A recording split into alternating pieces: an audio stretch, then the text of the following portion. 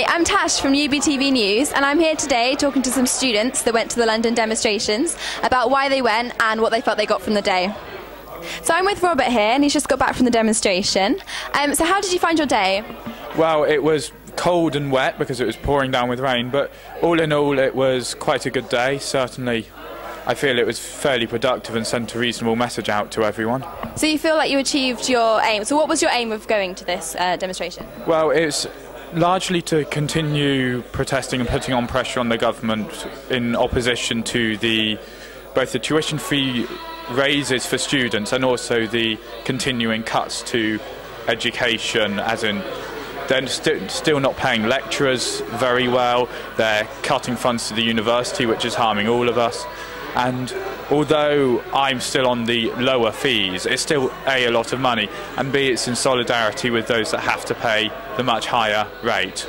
So would you recommend people going to these kind of demonstrations if they feel passionately about this kind of thing?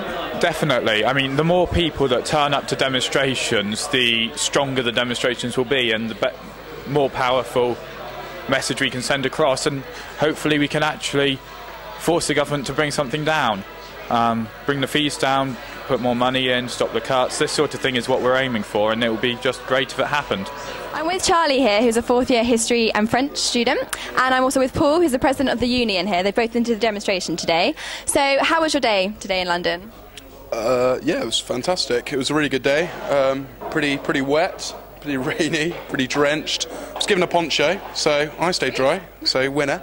But overall, yeah, no, it was a really good day. Yeah, it was cool. It was awesome.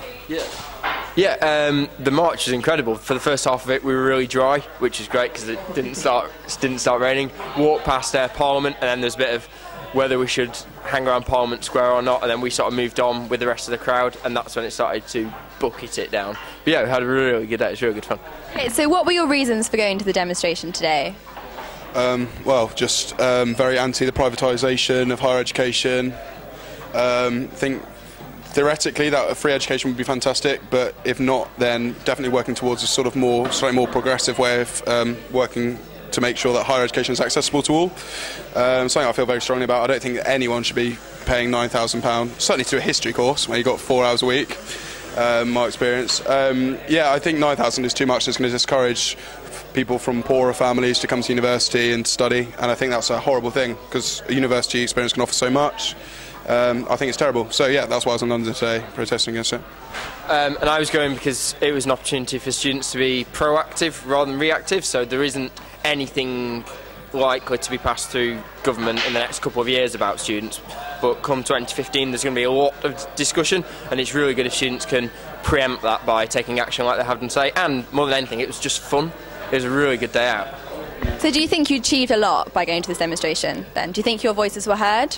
Well, obviously I don't know if my voice particularly was heard, but I think it's just very important to not, I don't know, just lie down and let these kind of things. I completely and utterly disagree with it, and if you can't kind of take civil disobedience and walking on a march or a protest or something like that, then I don't know, then there's not really that many other ways to show your disagreement with it, really. And I think that protesting and making your voice heard is actually really important in that kind of way. So do you think it's particularly important for the union to be involved in this kind of thing? Yeah, definitely. That's the union's job, to represent students, and I echo everything Charlie says, but also that what Bristol students should take from this is that students are now the single biggest contributor to the university's budget. Like, if they're not happy about anything, they should be speaking up and using the channels either through their tutors, their personal tutors, or the students' union and students' union reps to have their say. And if they're not happy about something, speak up.